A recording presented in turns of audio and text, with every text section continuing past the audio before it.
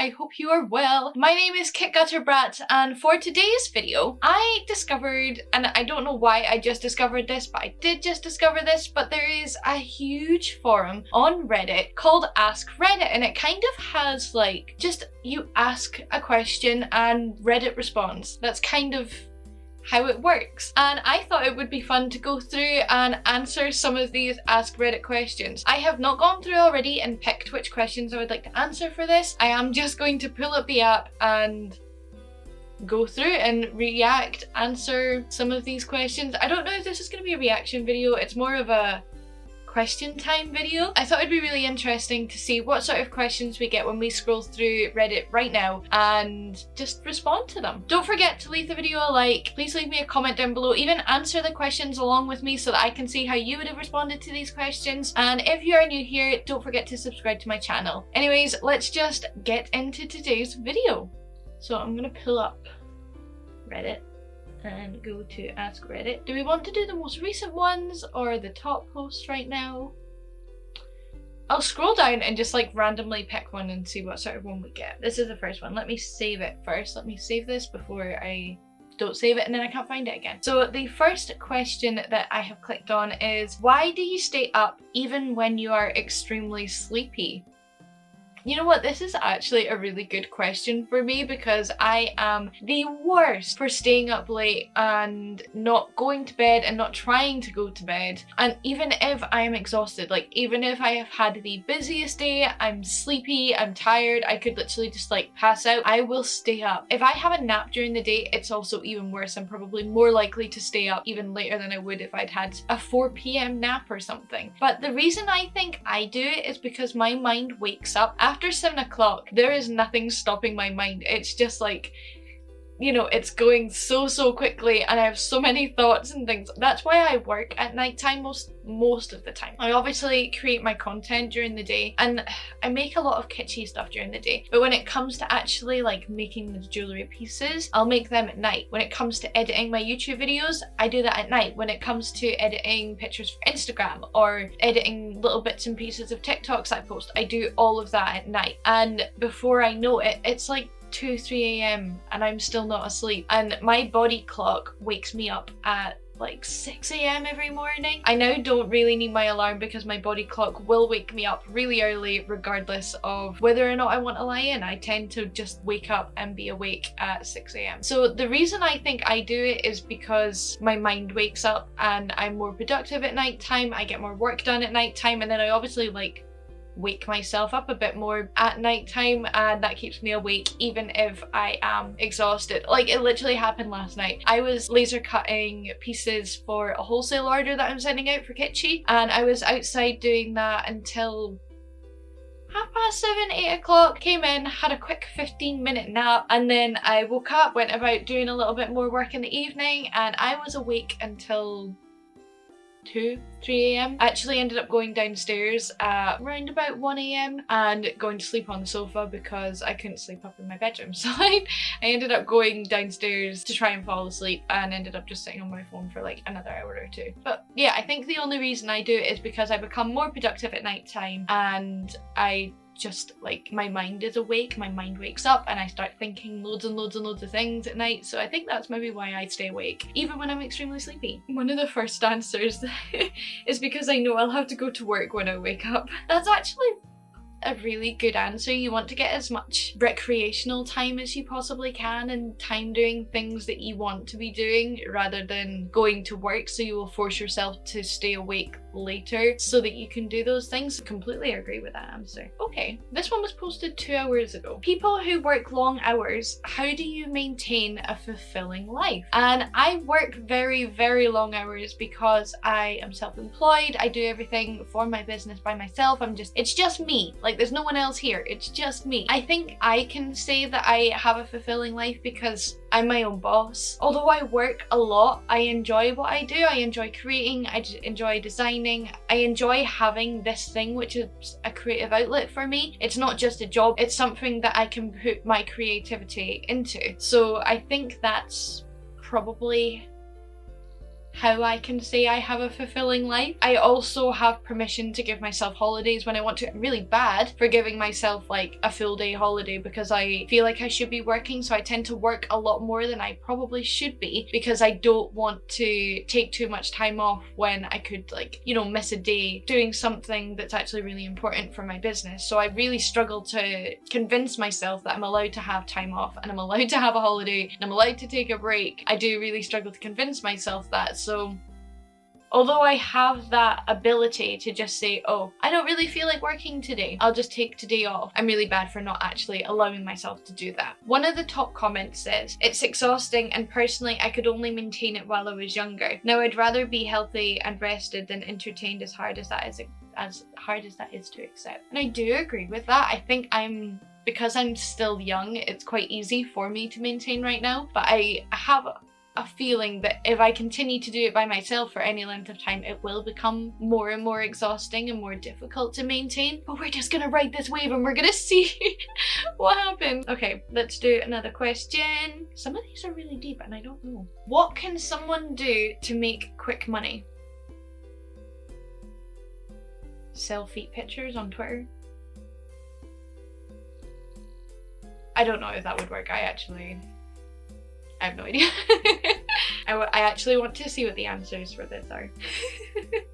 Someone's obviously going down the same route as me, but someone has said, first you'll have to invest in some knee pads. Meet me by the dumpster behind my knees.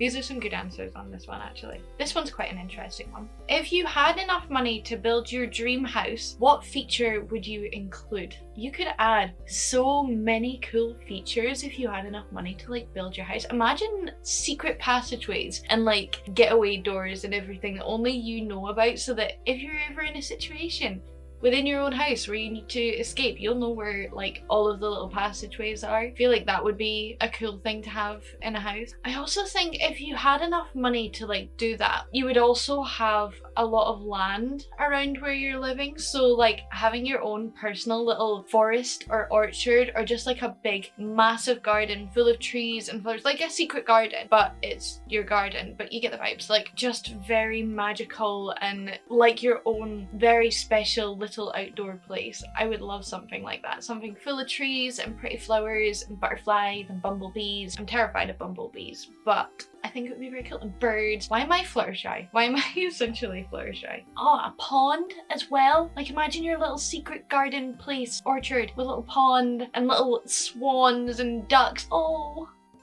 that would be so good. I want that now. I'd also love a little farm. Lots of little tiny cute animals everywhere. Rabbits and guinea pigs, little pigs, goats. I love goats. Ponies, horses. Yeah, I would quite like a farm, but I don't know how to maintain a farm, so it would have to, if you had enough money to build this sort of house, you would have enough money to be able to hire people to maintain the farm, so wouldn't have to worry about that too much. Is there anything else I would add? Probably some fun stuff like random slides, maybe a massive greenhouse for all my indoory plants, or like botanic plants, whatever you call them, plants that need a higher humidity and heat. Maybe a cinema. Imagine having an at-home cinema. That would be cool. A music-y type room, so like a room just full of sound pads, so you could completely soundproof yourself into the space and just have music playing. Or, you know, if you were a musician, which unfortunately I am not, that I wish I was, if you were a musician, you could just sit in there and it would be quiet and peaceful and you could practice. I feel like having a room specifically for music, so it was designed in a specific way that the music sounds the best, and whatever sound system you had just made it sound unreal, like your own little mini concert area, but it's like music playing. I think that would be really cool. Also, if you needed to go there to shout, if it's all soundproofed, that would be so much fun. Can you imagine you're having a horrific day and you just need to go home, you need to relax, you need to get all of that rage and all that anger out of your body? Just go into your music room, stick on some really loud, screamy, aggressive music. Just let it all out. No one will know, no one will hear you, and you get to release all of that negative energy. I'm gonna need this. I need this house now. What have I done? I've actually just realised that all the ones that I am looking at right now are all ones that have been posted within the past hour. I thought I was looking at the top post, so I'm just picking random ones now. The next one that I've picked is, who is your favourite superhero in Marvel? I don't think this is a question that I even need to answer. Spider-Man. Obviously it's Spider-Man. Have you seen the I have posted this picture on so many different social media platforms now that why is it not become a meme? This picture of me when I was like 14 or 15, I love Spider-Man. I love Spider-Man. I have so much Spider-Man merch. I don't even want to admit that, but like the amount of merch, I probably have more Spider-Man merch than I do Squishmallows at this point. Do I? Maybe not. I just love Spider-Man. Spider-Man is my favourite Marvel superhero by far. No one else comes close. And I love every single one of the actors in the Spider-Man movies for different reasons. Andrew Garfield, Tobey Maguire, I know that's in the wrong order, Tobey Maguire, Andrew Garfield, and Tom Holland. Yeah, I like each one of them for a different reason, and in their respective movies, I like all of those movies. I would sit and watch every single one of those back to back. I'm not gonna, but I would, and I have done. Not the Tom Holland ones, because the time I did it, none of the Tom Holland movies were out. So my answer to that question is quite simple. It is just Spider-Man. I love Spider-Man. I love you, Spider-Man. Oh, frick. I went off. Why does this Reddit have so many members? It has 35,766,000 members. I can't even comprehend that number as like people, because when you go to like stadium event concerts, there is 30,000 or so people in that stadium with you, and that feels like so many people just like in one space. So to comprehend the fact that there are 35,766,000 people in this group, just each one of those numbers represents a person. It's not just like an internet thing that represents someone. And if you were to put all of those people into one room, there would be so many people there. And I can't comprehend that. That's such a weird thing that the internet does now. Like when a video goes viral and you see how many views it is, that many people have viewed your video. I know on some apps, like on TikToks, you can watch the videos more than once and it counts as a view. But when you think about it, it's still reaching a huge amount of people. Each one of those numbers represents a person. I'm blowing my mind here. Blowing my mind. Okay, let's find another question. I like this one.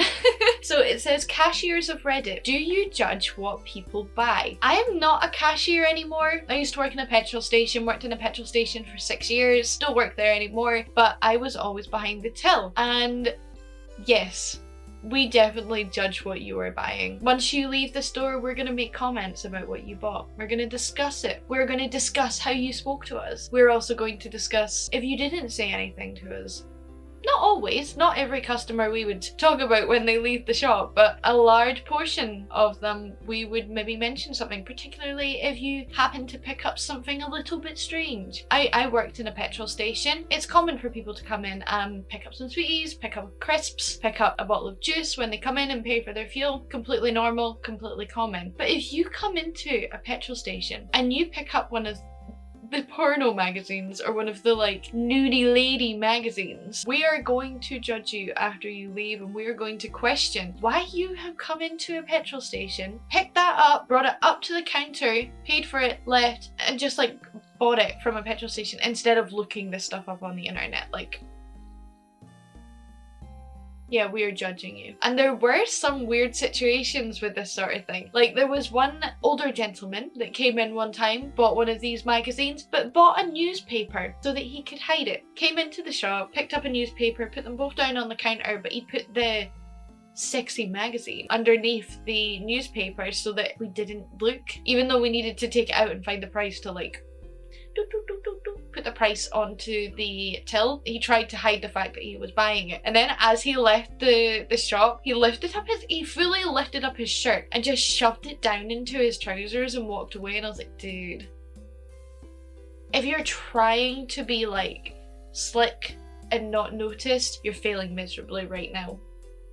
We definitely did have some discussions after people left. I have so many stories from working in a petrol station. I should maybe do like a story time series of some of the things that I experienced while working there, because it's a lot wilder than you would think. And I worked in a small town. I didn't work in a big city petrol station. It was just a tiny little town with a petrol station, and I had a job there. But I do, oh god, I have some stories. I'll maybe do a little mini series and talk about some stories from there. Anyways, I'm gonna wrap that video up there. I hope you've enjoyed this type of thing. I'm really getting into Reddit right now. I've never really gotten that into Reddit before, but I am really getting into it right now. If you have any Reddit suggestions of Reddits that you'd like me to check out and react to, be sure to leave them down in the comments below so I can go and find them and have a wee look. That is it for today's video. I hope you have enjoyed this one. Hope you've enjoyed these weird questions that people on the internet ask one another.